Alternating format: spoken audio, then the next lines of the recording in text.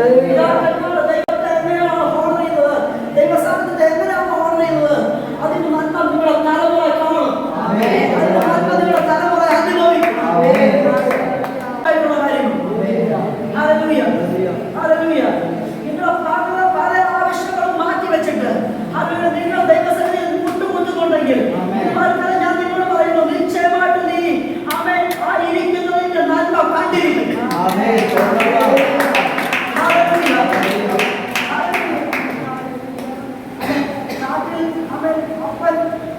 അപ്പന്റെ ആടുകളെ നയിക്കാൻ വേണ്ടി പറഞ്ഞു വിട്ടപ്പോൾ ആ കാട്ടിൽ നിന്ന് ആരാധിച്ചൊരു മകൻ, ഹല്ലേലൂയ, ആ കാട്ടിൽ നിന്ന് പാട്ടുപാടിയ ഒരു മകൻ, ഹല്ലേലൂയ, അവൻ തിരിച്ച് ഭവനത്തിൽ വന്നപ്പോൾ അവനെ കാത്തിരുന്നത് രാജകീയ അഭിഷേകമായിരുന്നു.